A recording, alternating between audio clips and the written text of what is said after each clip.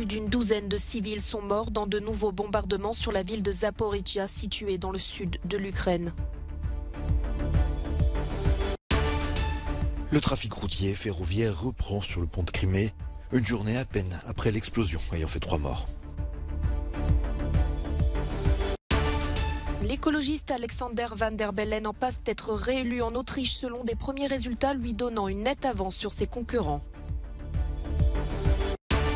Giorgia Meloni et plusieurs invités nationalistes de poids ont exprimé leur soutien au parti d'extrême droite espagnol Vox lors d'un rassemblement organisé à Madrid ce dimanche. Le dernier bilan des bombardements sur Zaporijia, ville située dans l'une des régions ukrainiennes considérées désormais russes par Moscou, fait état d'au moins 12 morts, selon Kiev. Un employé municipal a rapporté que les roquettes sont tombées pendant la nuit de samedi à dimanche et ont endommagé 20 maisons et une cinquantaine d'immeubles d'habitation. Toujours, selon ce fonctionnaire, plus de 40 personnes auraient été envoyées à l'hôpital. C'est du terrorisme international, on ne peut pas être sauvé. Il n'y a rien dans cette région, pas d'industrie, pas de militaires, pas d'usine militaire. Pourquoi nous bombardent-ils? Pourquoi? Nous avons couru dans la rue. Quand nous avons quitté le couloir, une voisine est sortie en courant avec son fils aîné et elle a crié que son mari était mort. Et tout le mur a été arraché après. Leur appartement est tombé dans le nôtre. Alors que Volodymyr Zelensky a décrit comme mal absolu cette nouvelle attaque à Zaporijia où 3 jours auparavant plus d'une dizaine de personnes avaient déjà péri, le ministre ukrainien des Affaires étrangères Dmytro Kuleba a demandé aux partenaires de Kiev d'accélérer leur livraison d'armes. Ces attaques meurtrières se sont déroulées quelques heures après l'explosion d'une partie du pont de Crimée construit par Moscou après l'annexion de la péninsule. Au lendemain de l'explosion qui a soufflé une partie du pont reliant la Crimée à la Russie, Vladimir Poutine accuse les services secrets ukrainiens d'en être responsables. Un acte qu'il a qualifié de terroriste. Pour les autorités russes, il s'agit ce dimanche d'afficher leur volonté de réaction. Une voie de circulation a rouvert. Les automobilistes peuvent donc continuer à aller et venir entre la presqu'île et le continent. Les trains roulent également alors que plusieurs wagons chargés de carburant étaient en feu samedi. Avec ce retour à la normale à vitesse grand V, le message de Moscou est clair, afficher sa résilience face aux attaques et rassurer sa population. Quelques heures après la déflagration, les télévisions russes sont en boucle sur les problèmes de bouchons aux entrées du pont, un jour presque habituel en Russie.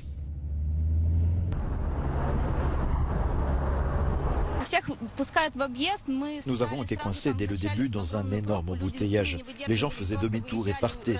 Mais nous sommes restés car nous devons aller à Simferopol. Que pouvons-nous faire? Voici un peu d'eau que de gentilles personnes m'ont donné, alors nous attendons. L'explosion qui a fait 3 morts est pourtant loin d'être anodine. Le pont est une infrastructure clé pour l'effort de guerre russe dans le sud de l'Ukraine, permettant le ravitaillement des troupes, notamment dans la région de Kherson. Mais c'est également un symbole, celui d'une Crimée arrimée à la Russie sous l'égide du président Vladimir Poutine. Un symbole qui a aujourd'hui du plomb dans l'aile.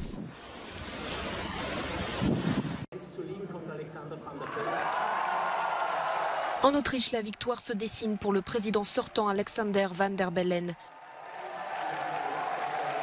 L'écologiste a rassemblé plus de 56% des voix sur environ 73% des bulletins dépouillés depuis la fin du vote ce dimanche. L'homme de 78 ans est apprécié par un grand nombre, jugé intègre et stable face aux crises de l'inflation et de l'énergie que traverse l'Europe. Ce résultat non officiel le place loin devant ses 6 concurrents. Son plus fervent opposant, le candidat d'extrême droite Walter Rosenkrantz, enregistre lui environ 18% des voix. Un écart décevant pour ce parti qui avait failli l'emporter contre le parti écologiste d'Alexander Van der Bellen en 2016. Le médecin et rocker viennois représentant du parti satirique de la bière Dominique Vlasny affiche lui un résultat avoisinant les 8%.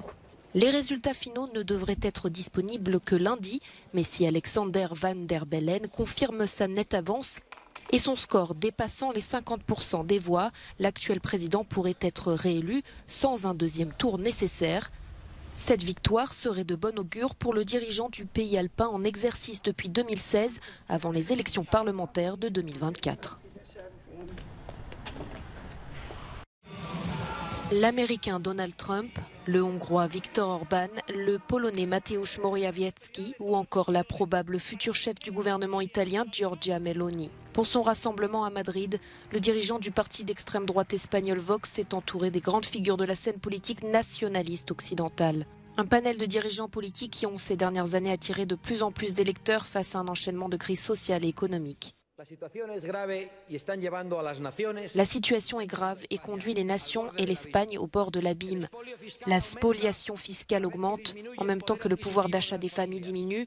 Les salaires ne suffisent souvent pas à payer les produits les plus élémentaires. Les emplois deviennent de plus en plus précaires et rares en raison de la concurrence déloyale de produits qui viennent de l'extérieur et qui ne respectent pas la même législation que nous. Une Europe pragmatique qui, par exemple, poursuit la transition écologique sans détruire son tissu productif et céder pieds et poings liés à la Chine,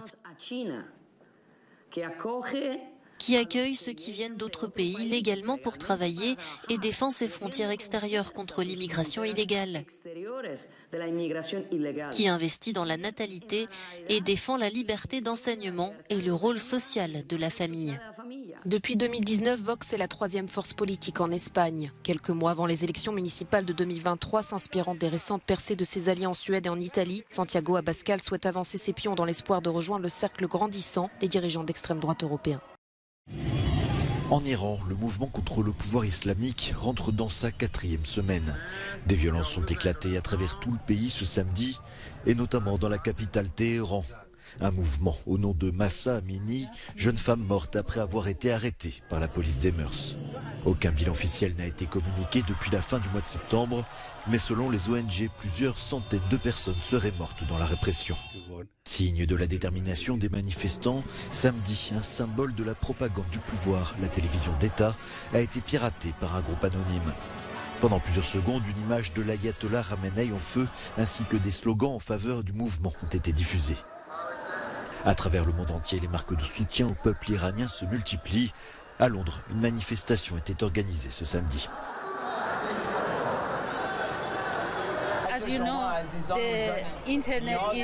Comme vous le savez, l'Internet est coupé et les gens en Iran ne peuvent pas contacter ceux à l'extérieur pour leur donner des informations sur ce qui se passe en Iran. C'est pourquoi nous sommes ici pour être leur voix. Tous les Iraniens ont un problème avec ce gouvernement. Ils pensent que c'est le moment. Ils sortent tous et disent quelque chose contre ce gouvernement. Manifestation de soutien également à Rome en Italie, où des participantes se sont coupées les cheveux. Un geste symbolique pour dénoncer la mainmise du régime islamique sur le corps des femmes. Un régime qui nie toujours toute implication dans la mort de Mahsa Amini. Un choc face aux Pays-Bas et 2 rencontres difficiles contre l'Irlande et la Grèce. L'équipe de France a hérité ce dimanche d'un groupe plutôt relevé pour les qualifications à l'Euro 2024. À partir de mars et jusqu'en novembre, les champions du monde ont donc rendez-vous pour 8 rencontres à travers l'Europe. Mais le duel contre les Pays-Bas sera sans aucun doute le point culminant du parcours des Bleus. On attendra le programme des matchs, mais on a un groupe dense, bien évidemment, parce qu'il y a les Pays-Bas qui est une très bonne nation.